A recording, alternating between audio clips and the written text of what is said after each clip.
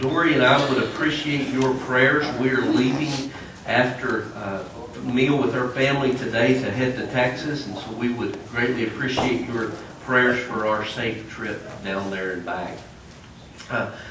Gentleman was going away for a weekend business trip, a young dad, and he was worried about leaving his wife alone because, he did so much around the house. He was always helping her out. And so the night before he left, he went in and sat down on the edge of the bed of his young son, and he said, "Now, Johnny, I'm going to be gone tomorrow and the next day. And so while I'm gone, I want you to think about all the things that I do and fill in for me while I'm out of town."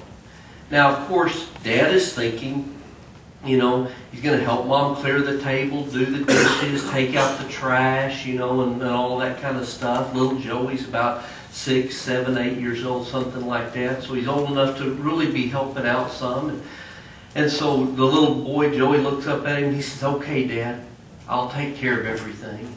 So Dad goes away for his business trip. Well, he comes back and he asks his wife, he said, "Well, how did things go?" And she said, "Things went really well, but Joey," did I say Joey or Johnny? Anyway, little Joey just acted really weird. And the dad's thinking, "Oh, this is cool. He must have really pitched in and been a great son and all this stuff." And so the dad says, "Really, what did he do?" And she said, "Well, Saturday morning he got up, and after he finished his bowl of Fruit Loops, he went and poured himself a cup of coffee, went and sat down in the living room and read the newspaper for a half an hour. And then he got up and he went into the bathroom for half an hour. And then he came out and he went out into the garage and he stayed out there until about lunchtime. And then he came in and he said, 'What's for lunch?'" Evidently, Dad hadn't been quite showing little Joey what he wanted him to see. And little Joey just imitated his dad. When Jesus ascended into heaven, he left instructions for us, his disciples, to imitate him. That's how the world is going to see how Jesus is.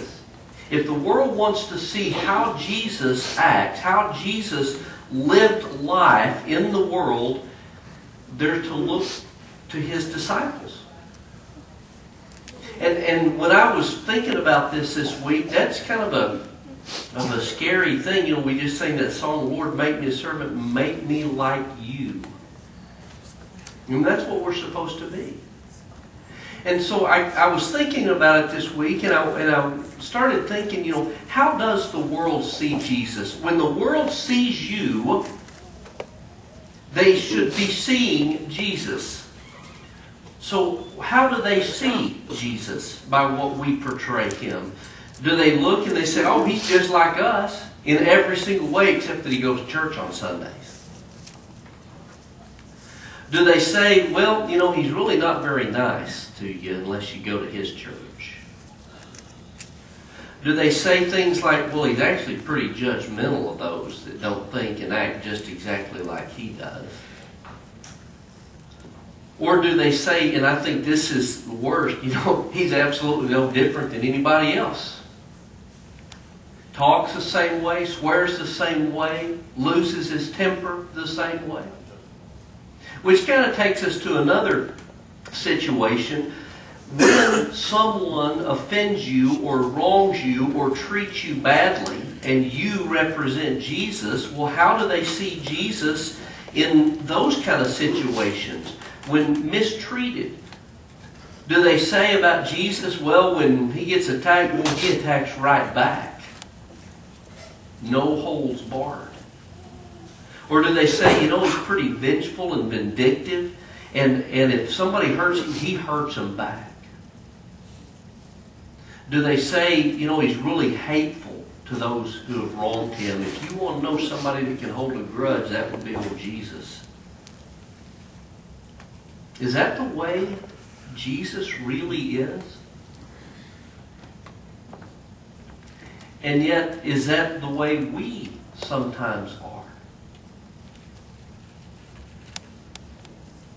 Y'all go ahead and admit it, okay? It got real quiet in here all of a sudden. But that's the way most of us are.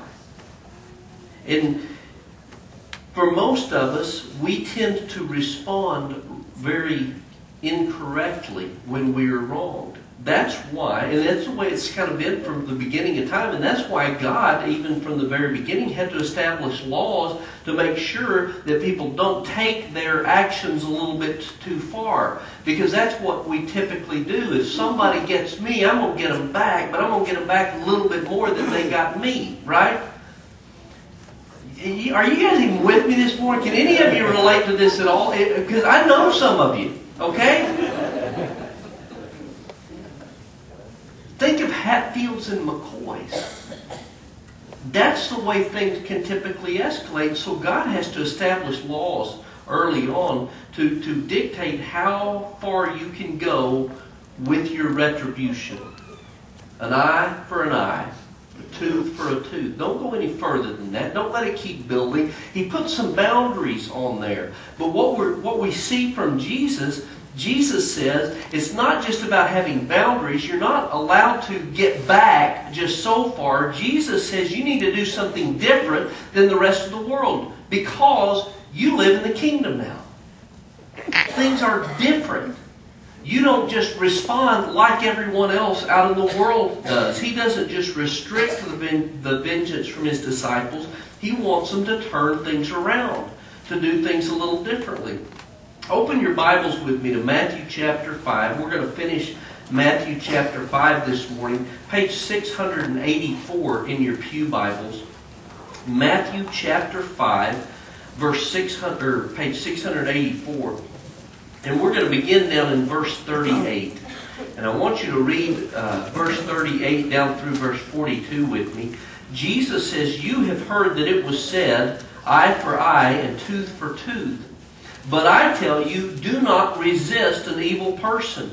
If someone strikes you on the right cheek, turn to him the other also. And if someone wants to sue you and take your tunic, let him have your cloak as well. If someone forces you to go 1 mile, go with him 2 miles. Give to the one who asks, and do not turn away from the one who wants to borrow from you." I want to stop right there for just a moment. In verse 39, Jesus says, "Do not resist an evil person." Now, by this, He doesn't mean that we as Christians, we as disciples, those living in the kingdom, can't ever do anything. We're supposed to just let evil people walk all over us. That's not what Jesus is talking about here. This is actually a military term. And it deals with like two armies marching up against each other. They are marching up to resist each other. And so it's steel meeting steel. It's both combatants attacking for the same purpose with the same motives and everything. It's taking a stand and not backing down and fighting with the same level of resistance that I have received. That's what this really has to do with. Is my microphone going off? I just heard a little... Okay, evidently not. So what Jesus is really saying here is don't react violently against the one who is evil. Don't resort to the same actions that they used. If they react in one way, you don't just turn around and act back the same exact way. You don't repeat their actions. Now, later in Matthew, Jesus makes the statement to His disciples. It's down at the bottom here. To be as shrewd as snakes and as innocent as doves. I forgot that was on the same page. That was my bad. So Jesus is saying, be shrewd as snakes, but innocent as doves. And I've always wrestled with this one because it's like, what really does He mean? But I think here in chapter 5 we begin to understand it. What it is when someone does something to you, you respond back in a way that gets the point across without you having to stoop down to their level. The first one is, someone strikes you on the right cheek.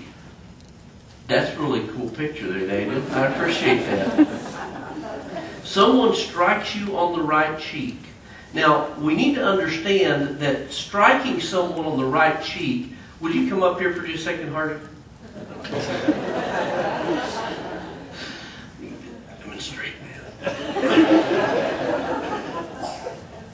All right. Let's say we're having a confrontation. Now, in the ancient world, if you struck someone, you used your right hand, unless you were just in an all-out brawl. But if you just wanted to make a point, you used your right hand to strike someone with. So if we're standing here and you're going to strike me with your right hand, hold up your right hand, and you're going to strike me on my right cheek, how are you going to do it? Exactly. That is a backhanded slap. Now we need to understand that is a sign of an insult.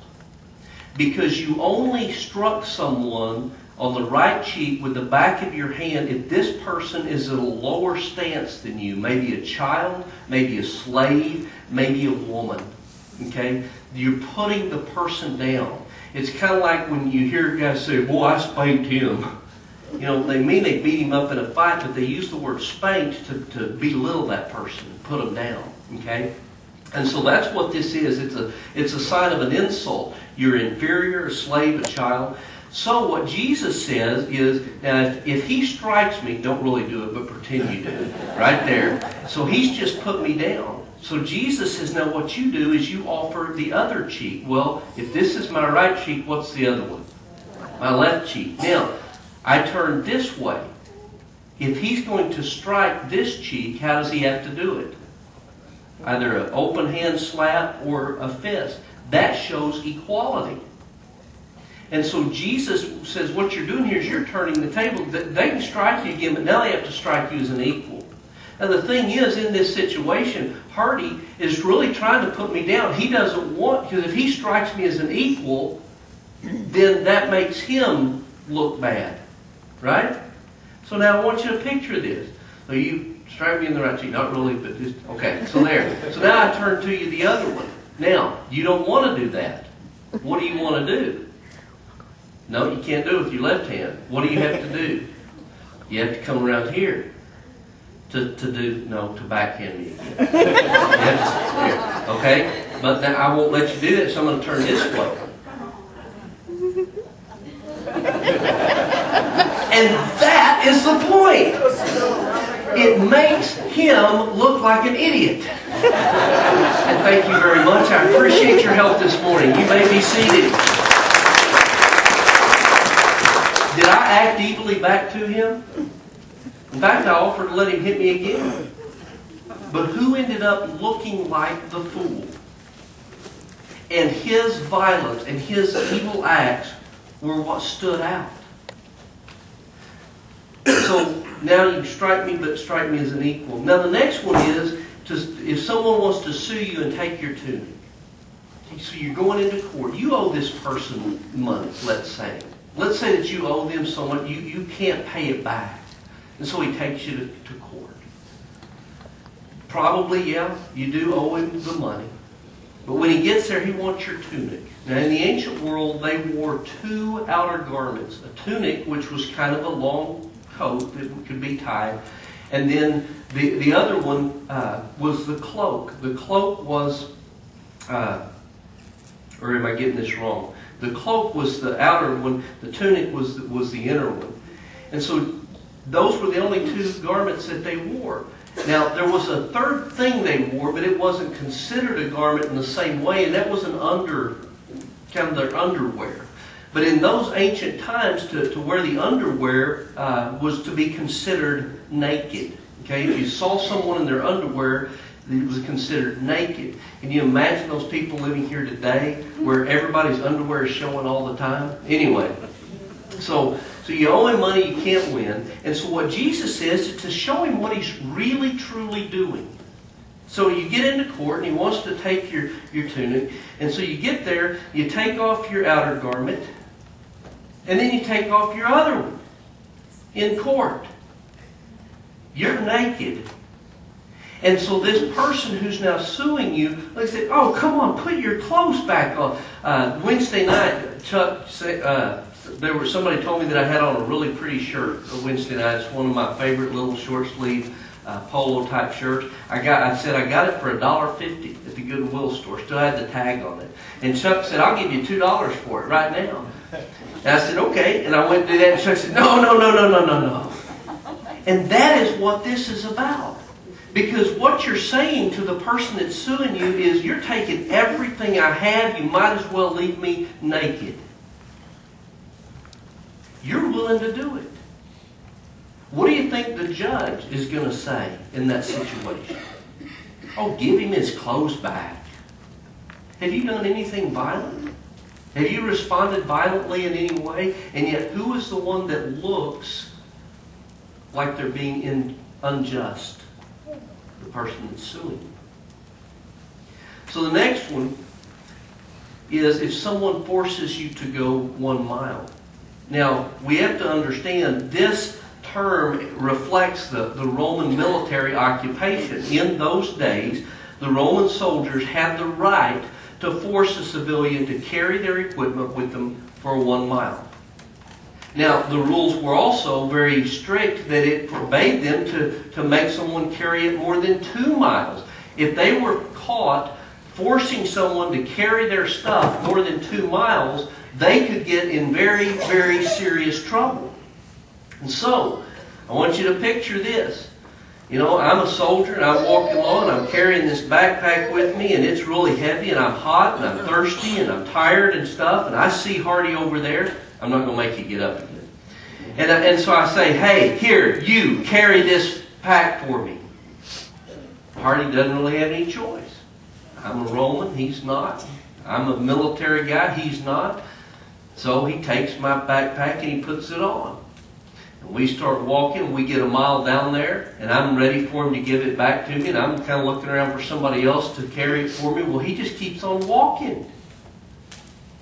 And I'm looking around, and he keeps going down the road. I'm like, hey, wait. This is a mile. And he says, that's okay. And he just keeps going. And so now I'm chasing after him, afraid that I'm going to get caught. Going, no, give me my stuff back. And he's like, oh, fine, I'm just going to keep going. No, give me my stuff back. I've got it. We're good. And he just keeps going. Has he done anything violent? But who is it now that looks like the oppressor? Who looks like the fool? The soldier does. You see, it's all about doing things in a certain way that points out the injustice, the abuse, the oppression, and shows things the way they really are without you ever having to respond in kind. Jesus, sorry, I got a couple of other points I wanted to make here. He's telling you, you need to show that there's a different way to be human. You don't plot revenge. You don't look for ways to get even. You don't join the armed resistance and get on board. We're just going to go in there and whoop them. This wins God's, and it's kind, not king, God's kind of victory over violence and injustice. It reveals who the really unjust or unjust and who the really violent are. And this is good news, because now it's not just about getting back and paying back evil with evil, but it's about doing things in a different way. And this is good news. Things are different in the kingdom of God. You know, we look out at the world around us today, and the world doesn't really look a whole lot different from, you get me and I'm going to get you back. But here, in the kingdom, things are different. Jesus elaborates on that in the next few verses. Beginning in verse 43, he says, you have heard that it was said, love your neighbor and hate your enemy. But I tell you, love your enemies and pray for those who persecute you, that you may be sons of your Father in heaven. He causes the sun to rise on the evil and the good, and He sends rain on the righteous and the unrighteous. If you love those who love you, what reward will you get? Are not even the tax collectors doing that? And if you greet only your brothers, what are you doing more than the others? Do not even the pagans do that? Be perfect, therefore, as your heavenly Father is perfect. You see, we are to take love to places where the rest of the world would say, oh, they don't deserve that. The world tells us if someone hits you, hit them back. If someone accuses you, you get them back. If someone slanders you, you slander them back. If someone hates you, you hate them back. Jesus says no, because we belong to the kingdom. We're different. And we're going to show the world what different really is. Jesus gives us some examples of this. Turn over with me to chapter 26, Matthew chapter 26. And I believe it's page 704 in your pew Bible. Matthew chapter 26, beginning in verse 52. They're in the garden, and the soldiers have come to arrest Jesus. And when the soldiers show up, one of Jesus' disciples takes out his sword and he strikes a soldier and he cuts off his ear. And in verse 52, Jesus says, "Put your sword back in its place," Jesus said to him. "For all who draw the sword will die by the sword. Do you think I cannot call on my Father, and He will at once put at my disposal more than 12 legions of angels?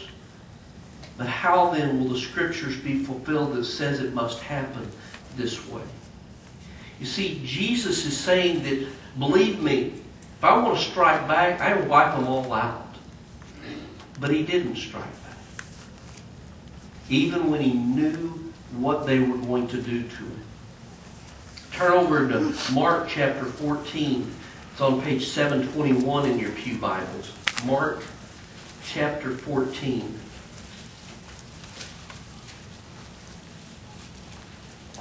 Beginning in verse 60.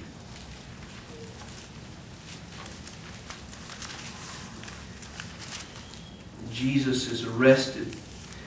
And then the high priest stood up before them and asked Jesus, "Are you not going to answer? What is this testimony that these men are bringing up against you?" But Jesus remained silent, and He gave no answer. Again, the high priest asked Him, "Are you the Christ, the Son of the Blessed One?" "I am," said Jesus. "And you will see the Son of Man sitting at the right hand of the Mighty One and coming on the clouds of heaven." You see, Jesus turns the tables on them when He's taken to court. He's not going to get into an argument, a debating match with them. He says, "Yes, I am. But I'll tell you, things aren't like what you think they are." And He turns the tables on them. Look with me over in Luke chapter 23, page 748. Luke chapter 23, verse 34, page 748.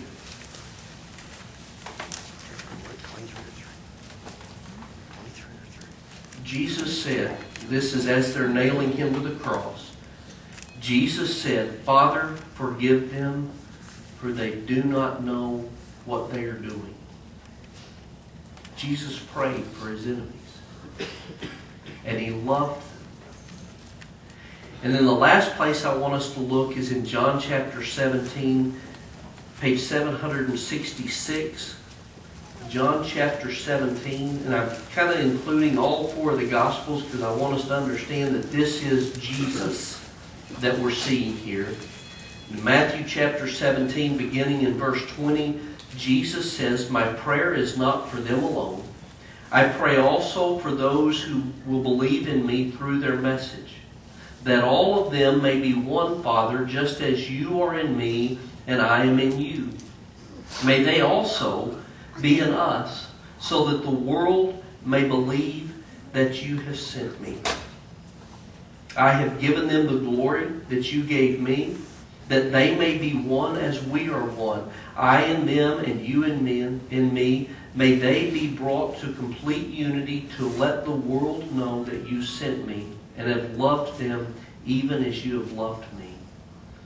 Notice what Jesus prays there for His disciples, for you and for me.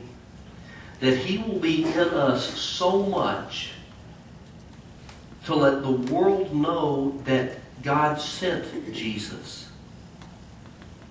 And that God has loved them, even as He has loved Jesus. You see, church, you and I are to imitate Jesus. When people see us and see the way we behave, the way we talk, the way we respond, the way we love people, they ought to see Jesus in everything that we do. And so, my question now is, how do you respond when someone offends you? What picture of Jesus do you show by the life that you live? See, things are different now. As I said earlier, outside in the world around us, things don't look a whole lot different. It's still violent. People still respond to anger with anger. They respond to evil with evil. And the world is looking for a way to bring peace. They're looking for a way to make everybody just get along. And the only answer there is God. The only way our world is ever going to get better is if people see Jesus. Church, that's our job. It's our task. Is to be different. To be a different kind of human being. So the final question for you this morning is, are you living in that kingdom? Are you living a kingdom life? Are you allowing God to mold you and shape you and teach you to be what you need to be? And are you living that way knowing that someday you will be with Him in heaven? In our study this morning, our Bible class, and I absolutely loved the study this morning about the church, and Randy kind of hit on a good point. We talk about the church and what it means, and sometimes for us, we get it in our heads that we got all of the right answers, and we understand, all the scriptural verses about the church and everything else, but the real question is, are we being the church? It's one thing to know all the right stuff to do. When I was in high school, I played basketball. And I studied, about all the plays. I memorized all of our plays for our team and everything. I could tell you the names of all of I can't now, but back then I could tell you the names of all the different plays that we had. Coach would yell, "Phoenix." We all knew exactly where we were supposed to run. I knew it all up here. But you put me out on the court, it wasn't happening. I'm the only guy I know that shot 6 times from right under the basket, rebounded every one of my shots, and I put them right there where the hoop and the backboard meet, right underneath there, 6 times in a row. The entire gymnasium was laughing, and so I wasn't a basketball player, but I knew all the stuff. And I think that's the way we are a lot of times. We know so much, but we don't live it. Church, it's time for us to start living like Jesus. If you have never accepted Christ, if you've never been born again, if you've never allowed His Spirit to come into you and begin that transformation process, this morning I ask you to be born again. I invite you to come into the kingdom of God and let Him begin molding you. If you need to do that today, please come forward while we stand and sing this song.